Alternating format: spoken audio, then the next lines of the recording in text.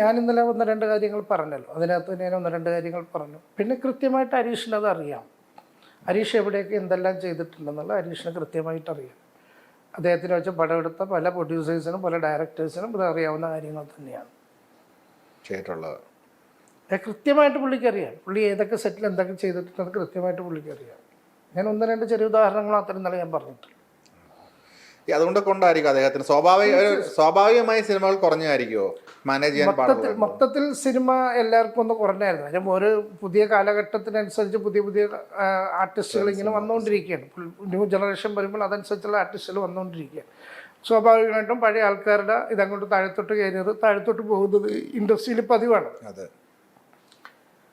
പിന്നെ നമുക്കൊരാൾ ഒരിക്കലും കഴിവുള്ള ഒരാളെ നമ്മൾ ആരും വിചാരിച്ചാലൊന്നും അയാളെ വിലക്കാനോ അല്ലെങ്കിൽ അയാളെ നമുക്ക് ഒഴിവാക്കിപ്പെടാനോ പറ്റില്ല. അയാളെ നിർബന്ധമാണെങ്കിൽ തീർച്ചയായിട്ടും അയാൾ ആ സിനിമയിൽ അഭിനയിച്ചിരിക്കും.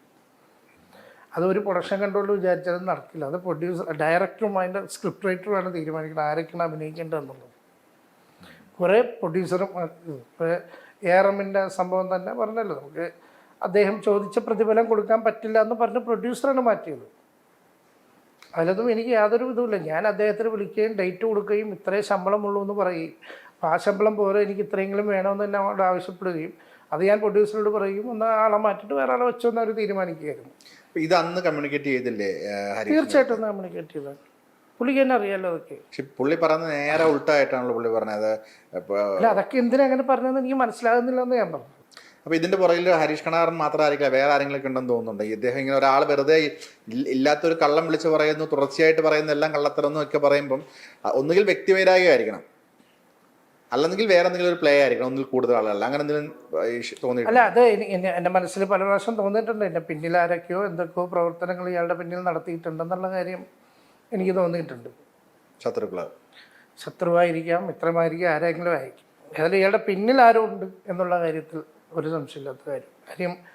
എൻ്റെ സിനിമ റിലീസ് ഡേറ്റ് അനൗൺസ് ചെയ്തതിന് ശേഷമാണ് ഈ സംഭവമെല്ലാം ഉണ്ടാകുന്നത്. ആ സിനിമ ഇറങ്ങരുതെന്ന് ആഗ്രഹിക്കുന്ന ആരും ഇതിൻ്റെ പിന്നിൽ ഉണ്ടായിരിക്കാം.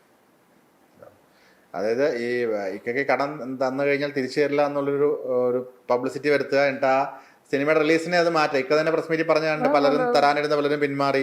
ഇത് ഈ പ്രസ്താവന വന്നതോടുകൂടി എന്നെ ആ പടം ഇറങ്ങാൻ സഹായിക്കാമെന്ന് തീരുമാനിച്ചെന്ന് പലരും പിന്മാറിയിട്ടുണ്ട്. അതിനെ എങ്ങനെ ഓവർകം ചെയ്തു? എന്ന് സിനിമ ഇറങ്ങും? ഞാനിപ്പോൾ മിക്കവാറും നാളത്തെ കഴിഞ്ഞാൽ ബുധനാഴ്ച കഴിഞ്ഞാൽ ഞാൻ പുതിയ ഡേറ്റ് അനൗൺസ് ചെയ്യും. ആ ഡേറ്റിൽ പടം ഇറങ്ങുകയും ചെയ്യും. അപ്പോഴേക്കും എൻ്റെ കാര്യങ്ങളൊക്കെ ഏകദേശം സെറ്റായി വന്നിട്ടുണ്ട്. ഈ തുടർച്ചയായി സിനിമകൾ ചെയ്ത് പ്രൊഡക്ഷൻ കൺട്രോളറായിരുന്നു നിൽക്കുക. ഞാൻ കേട്ടത് ശരിയാണോന്ന് അറിയില്ല, ഉള്ളിൽ നിന്ന് തന്നെ പല ആളുകൾ പറഞ്ഞു കേട്ടുള്ള അറിവുകളാണ്. അപ്പം മറ്റ് കൺട്രോളേഴ്സിന്റെ ഭാഗത്തു നിന്നും ഇക്കയ്ക്ക് മാത്രം കണ്ടിന്യൂസ്ലി പടങ്ങൾ കിട്ടുമ്പോൾ അത്രയും ഒരു ലിമിറ്റ് വെക്കണമെന്നോ അങ്ങനെയുള്ള അതിനുശേഷം പ്രൊജക്ട് ഡിസൈനർ എന്നുള്ള പേര് മാറ്റണമെന്നൊക്കെ ഞാൻ കേട്ടിട്ടുണ്ട്. അതെന്തെങ്കിലും? അതെ, ഞങ്ങളൊക്കെ തന്നെ എന്നുള്ള യൂണിയനിലും ഉണ്ടായിരുന്നു. അപ്പം നമ്മളൊക്കെ തന്നെയാണ് ഇങ്ങനെ എല്ലാവർക്കും വർക്ക് കിട്ടണം എന്നുള്ള ഉദ്ദേശത്തിൽ തന്നെയാണ് നമ്മൾ അങ്ങനെ ഒരു തീരുമാനം ആ സമയത്ത് എടുത്തിട്ടുള്ളത്. അങ്ങനെയാണ് നമ്മൾ ആ പ്രൊഡക്ഷൻ കൺട്രോൾ എന്നുള്ള തസ്തികയിൽ ഞാൻ പ്രൊജക്ട് ഡിസൈനറായിട്ട് യൂണിയനിലുള്ള ആൾക്കാരെ വെച്ച് എൻ്റെ കൂടെ നിർത്തി അവരെ കൊണ്ട് ഞാൻ പ്രൊഡക്ഷൻ കൺട്രോളാക്കി ഇരുത്തി അവരെ കൊണ്ടാണ് ഞാൻ പിന്നീട് പടങ്ങൾ വർക്ക് ചെയ്തേക്കുന്നത്. അങ്ങനെ എൻ്റെ സഹപ്രവർത്തകർക്ക് ഒരുപാട് പേർക്ക് ഞാൻ തൊഴിൽ കൊടുത്തുകൊണ്ട് തന്നെയാണ് ഞാൻ പടം ചെയ്തേക്കുന്നത്. അല്ലാണ്ട് എല്ലാം ഞാൻ വെട്ടിപ്പിടിക്കാനല്ല നോക്കിയേക്കുന്നത്.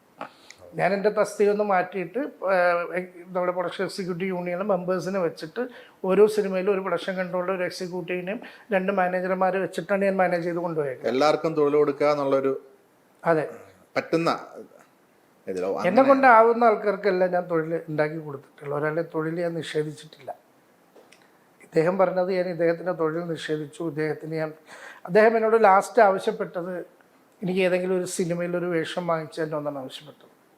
അതിൻ്റെ അടിസ്ഥാനത്തിലാണ് ഞാനും സിനിമകൾ ചെയ്യുന്നുണ്ടായിരുന്നില്ല. ഞാനും ചെയ്ത സിനിമ എന്ന് പറയുന്നതിന് ശേഷം ചെയ്ത പടം എന്നൊക്കെ പറയുന്നത് ഈ ARM-ഉം ഈ ആശകളായൊക്കെ തന്നെയുള്ളൂ. നിങ്ങൾക്ക് എൻ്റെ ഒരു ഗ്യാപ്പ് നിങ്ങൾക്ക് ഇതേപോലെ തന്നെ എനിക്കും വലിയ ഗ്യാപ്പാണ് സിനിമയിൽ ഉണ്ടായേക്കണം.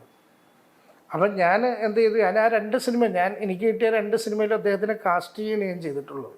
ഭാഷകളായിരം എന്ന് പറഞ്ഞ സിനിമയിൽ ഞാൻ എൻ്റെ ഡയറക്ടറും റൈറ്ററും പ്രൊഡ്യൂസറും വേണ്ടാന്ന് തീർത്ത് പറഞ്ഞിട്ടും എൻ്റെ ഒരൊറ്റ നിർബന്ധത്തിനാണ് അദ്ദേഹത്തിനെ അവർ കാസ്റ്റ് ചെയ്യുന്നത്. അവർ ക്യാരക്ടർ പുള്ളിനെ കൊണ്ട് ചെയ്യിക്കാൻ തീരുമാനിക്കുന്നത്. പക്ഷേ നമ്മൾ നിർഭാഗ്യവശാൽ പുള്ളിയുടെ ഡേറ്റ് അങ്ങോട്ടും ഇങ്ങോട്ടും ക്ലാഷ് ആയതും സമയപ്പോൾ അഭിനയിക്കേണ്ട സമയപ്പോൾ പുള്ളി ഓസ്ട്രേലിയയിൽ സ്റ്റേജ് പ്രോഗ്രാമിലായിപ്പോയി. അതുകൊണ്ട് പുള്ളിക്ക് ആ പടത്തിൽ അഭിനയിക്കാൻ പറ്റിയിട്ടില്ല. പറ്റിയിട്ട് അവിടെ മുതൽ പുള്ളിക്ക് എന്നോട് എന്തൊരു ചെറിയ ദേഷ്യമൊക്കെ തോന്നിയ പോലെയാണ് എനിക്ക് പിന്നീട് മനസ്സിലായിട്ടുള്ളത്. പിന്നീട് കോൺടാക്റ്റുകൾ നിങ്ങൾ തമ്മിൽ സംസാരങ്ങൾ ഒരു ഉണ്ടായിട്ടില്ല? 1-2 പ്രാവശ്യം വിളിച്ചിട്ടൊക്കെ ഉണ്ട്, അത്രേ ഉള്ളൂ. ഈ അദ്ദേഹം ക്യാഷ് ചോദിച്ച് വിളിച്ചിട്ടേ ഇല്ല ഇതുവരെ? ഞാൻ പറഞ്ഞു, ഒരു പ്രാവശ്യം ചോദിച്ച് വിളിച്ചിട്ടുണ്ട്. അന്ന് ഞാൻ പറഞ്ഞു, എൻ്റെ ഇപ്പം എന്നെ കൊണ്ട് നിർത്തിയില്ല ഞാൻ. അപ്പോൾ എൻ്റെ കഴിഞ്ഞ 2 പടം ഞാൻ അങ്ങനെ ഫ്ലോപ്പായി നിൽക്കുന്ന സമയത്താണ് അദ്ദേഹം വിളിച്ചേക്കുന്നത്. ഞാൻ പറഞ്ഞു, ഇപ്പം എന്നെ കൊണ്ട് നിവൃത്തിയില്ല, എന്തെങ്കിലും ആയിക്കഴിയുമ്പോൾ ഞാൻ തരാം ഹരീഷ് എന്ന് ഞാൻ പറഞ്ഞു. ഞാൻ ഒരിക്കലും അയാളെ പൈസ തിരിച്ച് ചോദിക്കുമെന്ന് ഞാൻ വിചാരിച്ചിരുന്നില്ല. പക്ഷെ ചോദിച്ചപ്പോൾ നമ്മൾ കൊടുക്കാനാണ് അത് തീരുമാനിച്ചിട്ടുണ്ടായത്. ഇതിപ്പോ ലീഗലി നീങ്ങുമെന്ന് പറഞ്ഞല്ലോ, ജോലിയുടെ ഒരു പ്രതിഫലം എന്നുള്ള രീതിയിൽ തന്നെയാണോ ഇനി അത് കൺസിഡർ ചെയ്യാൻ വേണ്ടി? ജോലിയുടെ പ്രതിഫലം എന്നുള്ള രീതിയിൽ മാത്രമല്ല, അതിപ്പോൾ കോടതി തീരുമാനിക്കണം. അത് കട മേടിച്ച കാശ് തിരിച്ചു കൊടുക്കണോ അല്ലെങ്കിൽ ജോലി എടുത്ത കാശ് നിങ്ങൾക്ക് വാങ്ങിച്ചോ നിയമമാണ് തീരുമാനിക്കുന്നത്. അത് ആ വഴിക്ക് അങ്ങോട്ട് പോട്ടെന്ന് വെച്ചാൽ നമുക്ക് അതിനേക്കാൾ ഉപരി നമുക്കുണ്ടായ മാനക്കേടാണ്. അദ്ദേഹത്തിന് ഞാൻ കാശ് കൊടുക്കാനുണ്ടെങ്കിൽ അദ്ദേഹത്തിന് എന്നെ നേരിട്ട് വിളിച്ച് ചോദിക്കാനുള്ള സ്വാതന്ത്ര്യമുണ്ട്. എന്നോട് വിളിച്ച്, അല്ലാതെ സോഷ്യൽ മീഡിയ വന്നിരുന്ന് പറഞ്ഞിട്ടാണോ നമ്മൾ ഒരാളുടെ കയ്യിൽ നിന്ന് കാശ് വാങ്ങിക്കുന്നത്? അങ്ങനെയാണെങ്കിൽ ഇവിടെ എന്തോരം ആൾക്കാർ, ഇപ്പോൾ സിനിമയിൽ തന്നെ എന്തോരം ആൾക്കാർ അങ്ങോട്ടും ഇങ്ങോട്ടും കൊടുക്കൽ വാങ്ങലുകളൊക്കെ ഉണ്ട്. കിട്ടാത്തവരെല്ലാം കൂടി വന്ന് സോഷ്യൽ മീഡിയയിൽ വന്നിരുന്ന് പറഞ്ഞാൽ എങ്ങനെ ഉണ്ടാവും? ഇപ്പം ഇദ്ദേഹം തന്നെ ഒരു സിനിമ നിർമ്മിച്ചിട്ട് വെച്ചിട്ട് അതിൽ തന്നെ എന്തോരം പേർക്ക് പൈസ കൊടുക്കാണ്ട്, ഇവരെല്ലാം കൂടി ഒന്ന് സോഷ്യൽ മീഡിയ ഒന്ന് പറയണം. അദ്ദേഹത്തിൻ്റെ ആ നിർമ്മിച്ച സിനിമയിൽ അദ്ദേഹം എന്നെ വിളിച്ച് അഭിനയിപ്പിക്കുകയും ചെയ്തിട്ടുണ്ട്. അങ്ങനെ ഒരു സൗഹൃദമുള്ള ആൾക്കാരാണ്. എന്തിനാണ് പെട്ടെന്ന് അദ്ദേഹം ഇങ്ങനെ ഒരു എടുത്തുചാട്ടം കാണിച്ചതെന്ന് എനിക്ക് മനസ്സിലായിട്ടില്ല. അദ്ദേഹം ഒളിഞ്ഞു തെളിഞ്ഞ് ഇത്രയും കൈവിട്ട് പോകുന്ന പ്രതീക്ഷയില്ല എന്ന് പറഞ്ഞത് അറിഞ്ഞു? അത് പറഞ്ഞു പുള്ളി. എനിക്ക് വേണ്ടപ്പെട്ട 1-2 പേരോട് പറഞ്ഞു ഇത്രയും ആകുമെന്ന് പുള്ളി പ്രതീക്ഷിച്ചില്ല എന്ന് പറഞ്ഞു. ഇനി എന്തായിരിക്കും എന്തായാലും ഒരേ ഒരു ഇൻഡസ്ട്രിയിൽ വർക്ക് ചെയ്യുന്ന ആളുകളാണ്, വളരെ ചെറിയൊരു ഇൻഡസ്ട്രിയാണ് നമ്മുടെ. എന്തായാലും നേർക്ക് നേരെ ഇനിയും കാണേണ്ട സിറ്റുവേഷൻസ് പല ആവർത്തി വരും. എങ്ങനെയായിരിക്കും പ്രതികരണം? ഒരു പക്ഷേ ഞാൻ അദ്ദേഹത്തെ കണ്ട് എൻ്റെ സൗഹൃദം പഴയത് തന്നെ തുടരും. ഞാൻ പറഞ്ഞല്ലോ, ഇനിയും എനിക്ക് വരുന്ന സിനിമയിൽ അത് അദ്ദേഹത്തിന് കൊടുക്കാൻ പറ്റിയൊരു ക്യാരക്ടർ ഉണ്ടെങ്കിൽ തീർച്ചയായിട്ടും ഞാൻ വിളിച്ചു കൊടുക്കും. എനിക്ക് അയാളുടെ ദേഷ്യമൊന്നുമില്ല.